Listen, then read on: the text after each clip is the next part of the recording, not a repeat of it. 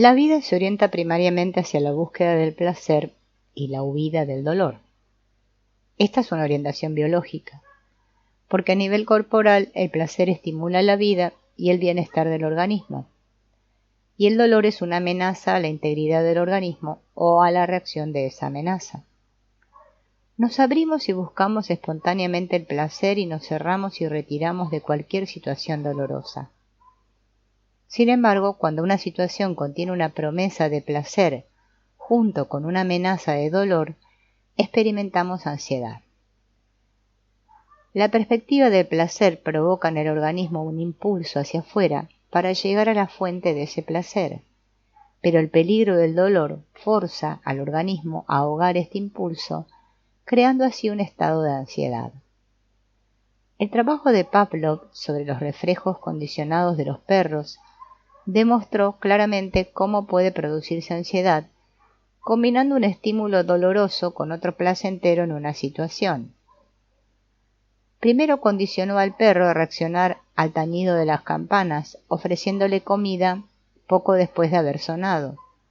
En muy poco tiempo el tañido de la campana bastó para que el perro se excitase y segregase saliva, anticipándose al placer de comer.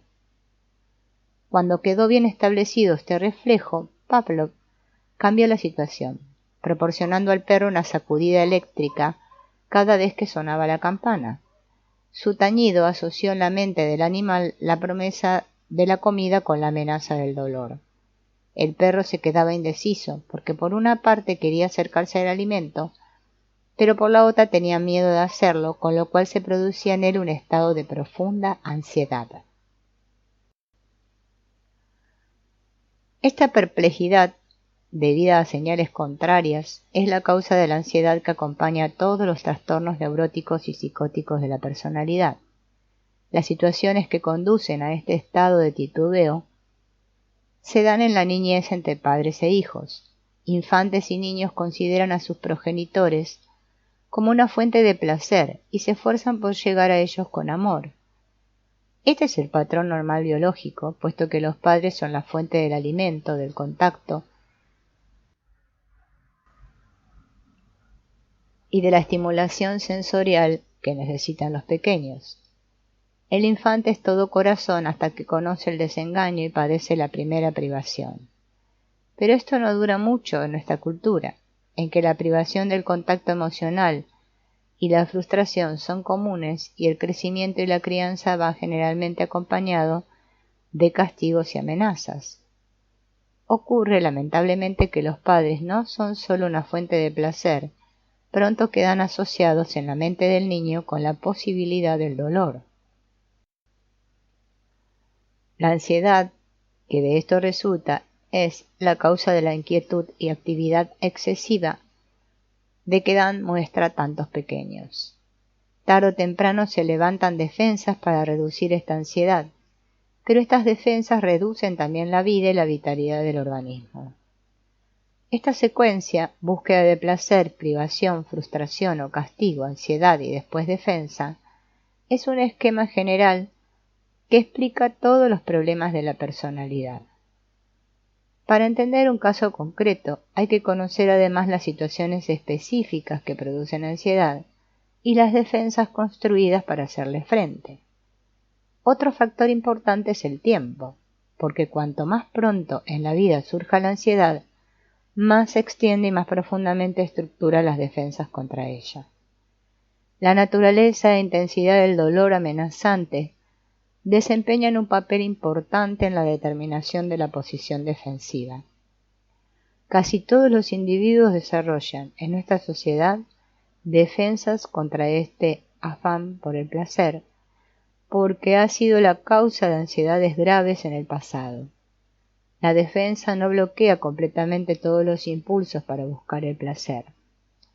Si los bloquease, se produciría la muerte de la persona. En último análisis, la muerte es la defensa total contra la ansiedad. Pero, como toda defensa es una limitación de la vida, también es una muerte parcial. Las defensas permiten pasar a ciertos impulsos en determinadas condiciones y grados, pero las defensas varían según los individuos. si bien pueden clasificarse en diversos tipos. Puede definirse el placer de múltiples maneras. El funcionamiento suave y fácil del organismo produce un sentimiento de placer, lo mismo que se experimenta ansiedad o dolor cuando este funcionamiento está perturbado o amenazado. Hay otra situación que nos proporciona un sentimiento de placer, y es la de buscarlo. Naturalmente tratamos de alcanzar lo que creemos que va a hacernos placentero, pero es el acto mismo de intentar alcanzarlo la base de la experiencia del placer. Representa una expansión del organismo total, un flujo de sentimiento y energía hasta la periferia del organismo y el mundo exterior. En último análisis, las sensaciones son percepciones de movimientos en el organismo. Por eso, cuando decimos que una persona está experimentando placer, queremos indicar que los movimientos de su cuerpo, especialmente los inferiores, son rítmicos, libres de constricciones y expansivos. Por lo tanto, podemos definir la sensación de placer como la percepción de un movimiento expansivo del cuerpo. Abrir, tratar de alcanzar y establecer contacto. Cerrar, retirarse y replegarse no son experiencias de placer, sino que inclusive pueden ser de dolor o ansiedad. Podría producir dolor la presión creada por la energía de un impulso que se encuentra con un obstáculo. La única manera de evitar el dolor o la ansiedad es levantar una defensa contra el impulso. Si éste se suprime, el individuo no sentirá ansiedad ni dolor, pero tampoco placer. Lo que ocurre dentro de él puede determinarse por la expresión del cuerpo. Cuando una persona experimenta placer, le brillan los ojos, el color de su tez es rosado y cálido, su manera de conducirse es fácil y animada, suave y desenfadada. Estas señales visibles son manifestaciones de la circulación del sentimiento, de la sangre y de la energía hacia la periferia del cuerpo, que es el equivalente fisiológico del movimiento expansivo del cuerpo o de su impulso hacia afuera. Cuando no se observan estas señales, la persona no pasa por un estado de placer, sino de dolor, lo mismo si lo percibe que si no cae en la cuenta. Hay signos corporales que corroboran esta idea. Cuando los ojos pierden brillo, es que se ha retirado de ellos la emoción. La piel fría y pálida se debe a la constricción de capilares y pequeñas arterias e indica que la sangre está siendo retirada de la superficie del cuerpo. La rigidez y la falta de espontaneidad denota que la carga energética no está circulando libremente dentro del sistema muscular. A esto se añade un estado de contracción en el organismo, que es el aspecto somático del dolor. No estaría mal indicar que algunos cuerpos presentan facetas distintas y hasta contrarias. Por unas partes están calientes, blandos y brillantes, mientras que por otras están fríos, tensos y sin color. No siempre es clara la línea de demarcación, pero puede verse y sentirse la diferencia.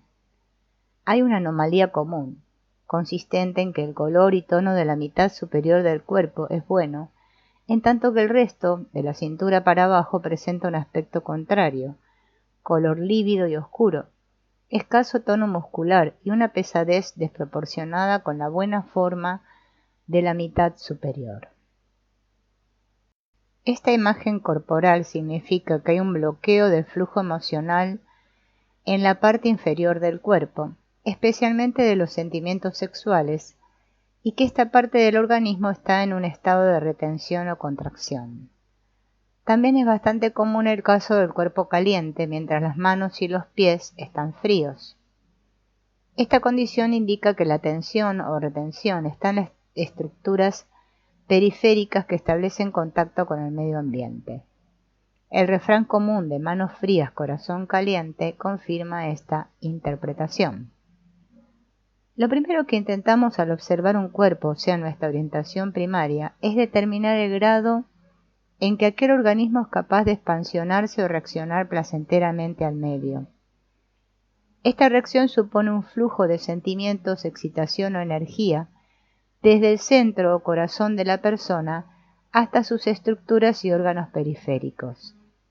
La reacción placentera es también de calor y amor, porque el corazón está entonces en comunicación directa con el mundo exterior. El individuo constreñido por tensiones musculares crónicas que bloquean los canales de comunicación de su corazón y limitan la circulación de energía a la periferia de su cuerpo, padece por una porción de motivos. Puede experimentar una sensación de frustración y descontento con su vida, sentir ansiedad y depresión, considerarse aislado y enajenado, o bien sufrir ciertos trastornos somáticos. Como estas son las principales molestias que la gente expone a los psiquiatras, debe comprenderse que su eliminación solo puede ser posible si se restablece su capacidad plena de placer. En el cuerpo humano hay 6 áreas principales de contacto con el mundo exterior: la cara, con los órganos sensoriales que hay en ella, las 2 manos, el aparato genital y los 2 pies. Existen zonas menores de contacto, como los pechos de la mujer, la piel en general y los glúteos al sentarse. Las 6 áreas principales forman una configuración interesante que se aprecia mejor cuando el individuo está de pie, con las piernas separadas y los brazos extendidos. Si convertimos esta figura en un diagrama dinámico, las 6 áreas representan las partes más extendidas del cuerpo energéticamente hablando. La punta 1 del diagrama representa la cabeza, en que se localizan las funciones del ego, y los órganos sensoriales de la audición, el gusto, la vista y el olfato. Las puntas 2 y 3 representan las manos, que tocan y manipulan el medio ambiente. Las puntas 4 y 5 indican los pies, que establecen el contacto esencial del cuerpo con la tierra. Y la punta 6, el aparato genital, órgano principal del contacto y relación con el sexo contrario. Una reacción expansiva o placentera supone un flujo de carga desde el centro a los 6 puntos. Estos pueden considerarse como extensiones del organismo, al igual que la pseudopodia fija de una ameba. Aunque hay estructuras fijas, es posible cierto grado de extensión. Los labios pueden adelantarse o retirarse, los brazos pueden alargarse o acortarse según el alcance del individuo, y naturalmente los órganos genitales del hombre y de la mujer funcionan como una auténtica pseudofobia, cuando se inyectan de sangre cargada emocionalmente y se extienden. Las extremidades inferiores son más fijas y muestran relativamente escasa diferencia. Como el cuello es un órgano flexible, la cabeza puede sacarse, sostenerse en una posición o meterse entre los hombros. Cuando se establece un contacto fuerte con el medio, el intercambio energético es intenso en estos puntos. Por ejemplo, cuando hay contacto ocular entre 2 individuos excitados, uno puede sentir la carga que pasa entre los ojos. De la misma manera, cuando tocan al individuo manos que están cargadas, su experiencia es muy distinta de cuando las manos están frías, secas o tensas. La interacción energética del sexo es desde luego el contacto más intenso posible. Pero aquí también la calidad y el grado de este intercambio depende del volumen de la carga que fluya a esta área de contacto. El ego y el cuerpo. El adulto funciona a 2 niveles distintos simultáneamente. Uno es el psíquico o mental, el otro físico o somático. Esto no es una negación de la unidad del organismo.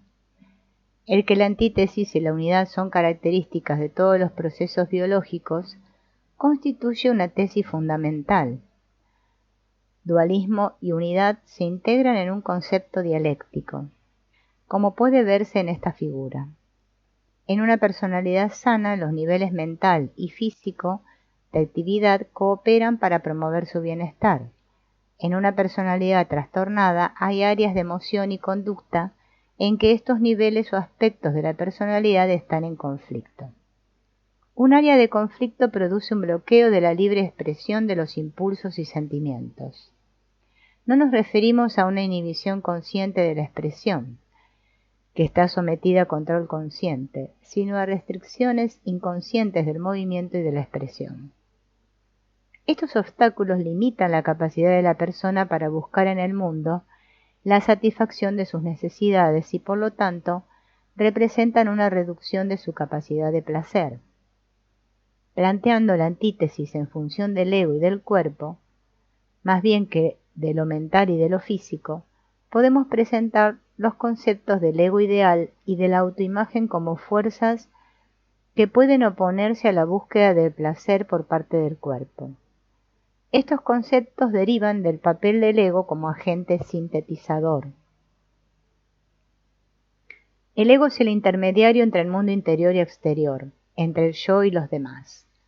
Esta función se debe a su posición en la superficie del cuerpo y de la mente. Forma una imagen del mundo exterior a la que debe conformarse todo organismo y con ello diseña la autoimagen del individuo. Esta autoimagen dicta a su vez los sentimientos e impulsos que deben expresarse. Dentro de la personalidad, el ego es el representante de la realidad. Pero, ¿qué es en realidad? La imagen que de ella tenemos en nuestra mente no siempre está de acuerdo con la situación objetiva. Desarrollamos esta imagen en el decurso de nuestro crecimiento y refleja más el mundo de nuestra niñez y familia que el de nuestra edad adulta y el de la sociedad. Estos dos mundos no son completamente distintos porque el de la familia refleja el de la sociedad. Su diferencia radica en que el mundo mayor nos brinda una gama de relaciones que el mundo limitado de la familia no nos brindó. Por ejemplo, se ha podido enseñar a uno cuando niño que pedir auxilio era señal de debilidad e impotencia. Si a esta enseñanza se añadió el ridiculizar el sentimiento de impotencia o dependencia, será difícil que el sujeto pida auxilio, aun en situaciones en que se le puede proporcionar fácilmente. Desarrolla una imagen de que tiene que ser independiente y hacer todo por sí mismo, y de que se sentirá ridiculizado y humillado si hace traición a esta imagen. E inconscientemente buscará relaciones en que se admire y aplauda esta pseudo-independencia, con lo cual queda reforzada su autoimagen un tanto irreal. Para entender la formación del carácter debemos saber que existe un proceso dialéctico activo en la interacción entre el ego y el cuerpo. La imagen del ego modela al cuerpo y le da forma por medio del control que el ego ejerce sobre la musculatura voluntaria. Se inhibe el impulso de gritar apretando la boca, cerrando la garganta, reteniendo el aliento y tensando el vientre. La cólera expresada en golpes puede inhibirse contrayendo los músculos de los hombros y empujándolos hacia atrás. Al principio la inhibición es consciente y tiene por objeto evitar al individuo más conflictos y dolores. Pero la contracción consciente y voluntaria de los músculos requiere una inversión de energía y no puede por tanto mantenerse indefinidamente. Cuando la inhibición de algún sentimiento debe ser mantenida indefinidamente, porque su expresión no es aceptada en el mundo del niño, el ego rinde su control sobre la acción prohibida y retira su energía del impulso. Entonces, la resistencia al impulso se hace inconsciente y el músculo o músculos interesados siguen contraídos por falta de energía para expansionarse y relajarse. Esta energía puede entonces invertirse en otras acciones aceptables, proceso que hace surgir la imagen del ego. Dos consecuencias se derivan de esta rendición. Una es que la musculatura de la que se retira la energía entra en un estado de contracción crónica o espasticidad que hace imposible la expresión del sentimiento inhibido. El impulso es de esta manera suprimido y la persona ya no siente ese deseo. Un impulso suprimido no se pierde. Sigue latente bajo la superficie del cuerpo, donde no afecta la conciencia. Bajo una presión intensa o con una provocación suficiente, el impulso puede llegarse o cargar tanto que acabe con la inhibición y derribe el bloque. Así ocurre en un arrebato histérico o en una explosión terrible de furia. La segunda consecuencia es la disminución del metabolismo energético del organismo. Las tensiones musculares crónicas impiden la respiración natural plena, con lo que reducen el nivel de energía.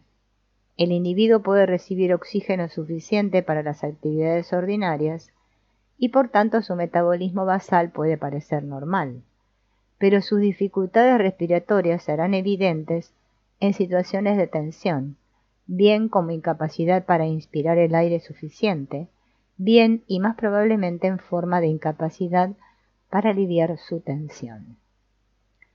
Ahora la condición corporal hace cambiar completamente la dialéctica del individuo. Su situación física modela su autoimagen y su pensamiento. Al ser más bajo su nivel de energía, tiene que realizar ciertos ajustes en su estilo de vida. Necesariamente evitará las situaciones que puedan evocar sus sentimientos reprimidos y lo justificará elaborando racionalizaciones respecto a la naturaleza de la realidad. Estas maniobras son instrumentos del ego para impedir que el conflicto emocional se haga consciente. Por este motivo se llaman defensas del ego. Otras consisten en la negación, proyección, provocación y reproches. Tales defensas están sostenidas por la energía retirada del conflicto. El individuo está ahora caracteriológicamente abroquelado contra los impulsos reprimidos. A nivel físico está protegido por tensiones musculares crónicas, aunque aislado en este proceso, puede funcionar de manera limitada o en determinadas áreas. Después de lograr cierto grado de estabilidad y seguridad, el ego se enorgullece de su realización. El individuo se complace en sus ajustes y compensaciones. El hombre que no puede llorar considera esta incapacidad como señal de fortaleza y de valor. ¿Hasta acaso ridiculiza a los hombres o a los niños que lloran fácilmente, transformando su tendencia neurótica propia en virtud? El individuo que no puede irritarse ni explorar transfigura en virtud su incapacidad, pretendiendo que ver el lado de la otra persona o ponerse de su parte es lo que compete a un hombre razonable. La mujer que no puede abiertamente buscar el amor utilizará el sexo y la sumisión como un modo de obtener el contacto que necesita, y se verá a sí misma como particularmente sexual y femenina.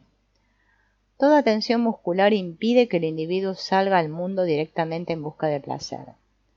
Ante estas restricciones, el ego manipula el medio ambiente para satisfacer la necesidad que tiene el cuerpo de contacto y placer, y justificará estas manipulaciones como necesarias y normales porque ha perdido contacto con el conflicto emocional que lo forzó a esta posición. Este conflicto se ha estructurado ya en el cuerpo y está fuera del alcance del ego. Puede aplaudirse y aceptarse la idea del cambio, pero es muy poco probable que se produzca mientras el individuo no confronte su problema al nivel del cuerpo. Para comprender la compleja relación que existe entre el ego y el cuerpo, tenemos que conciliar dos puntos de vista contrarios de la personalidad humana. El primero es el que se capta desde la Tierra. Según él, la jerarquía de las funciones de la personalidad adoptan forma de pirámide, como puede verse en la figura 4. La base de la pirámide son los procesos corporales que mantienen la vida y apoyan la personalidad, descansan sobre la tierra o el medio ambiente natural y están en contacto con él. Estos procesos dan pie a sentimientos y emociones que a su vez conducen a procesos de pensamiento. En el vértice de la pirámide está el ego, que se identifica con la cabeza. Las líneas de puntos indican que todas las funciones están conectadas y dependen unas de otras. El ego y el cuerpo pueden compararse con la relación entre un general y sus soldados. Si un general o jefe, las tropas no pueden llamarse tales, sino que constituyen más bien una chusma, y sin soldados, un general no es más que un figurón. Cuando el Estado Mayor y la clase de tropas funcionan armoniosamente y en contacto con la realidad, existe un ejército eficiente y ordenado. Cuando están en conflicto surge el desorden y la confusión.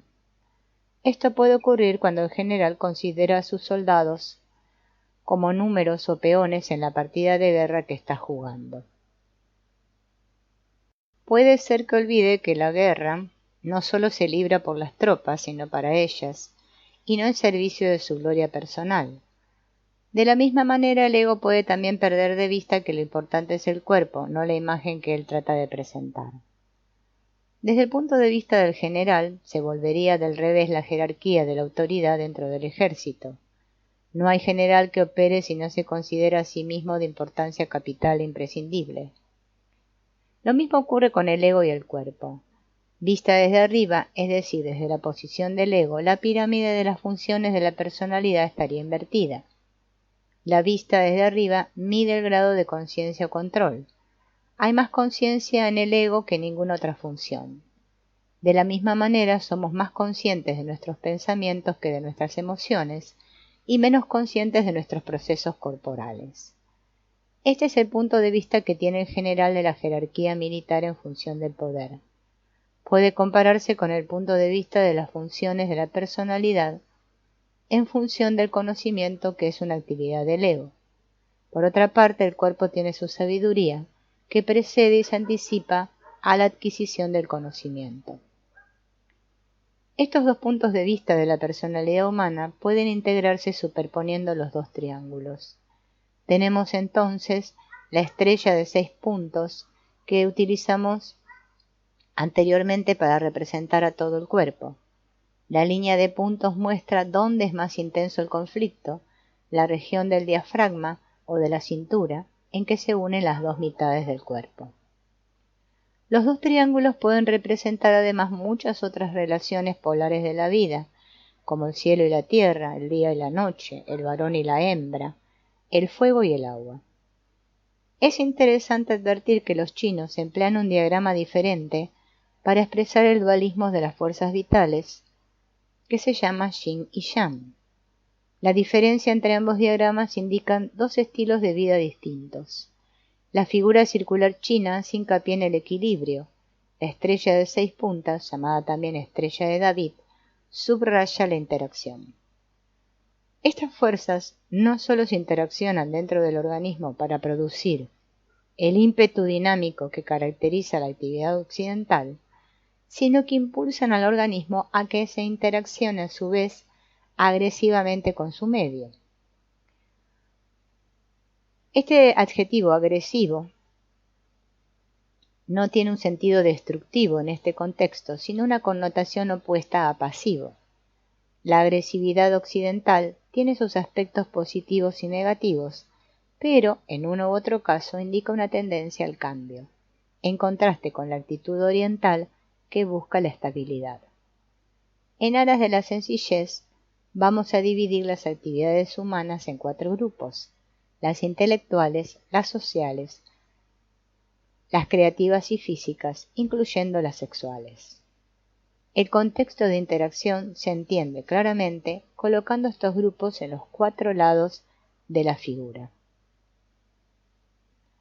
Combinando este diagrama con el otro, obtenemos una imagen gráfica de las fuerzas dinámicas que intervienen en la personalidad humana.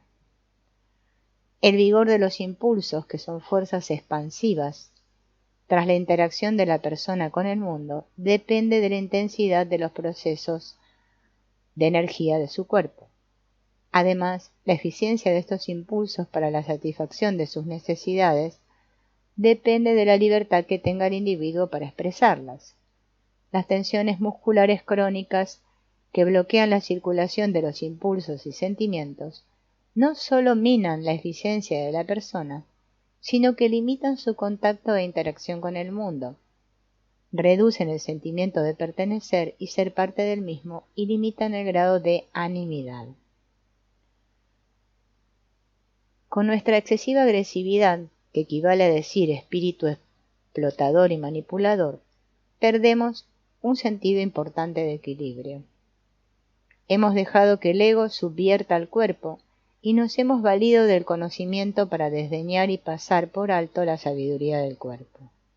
Necesitamos recuperar el equilibrio debido dentro de nosotros mismos y en nuestra relación con el mundo en el que vivimos.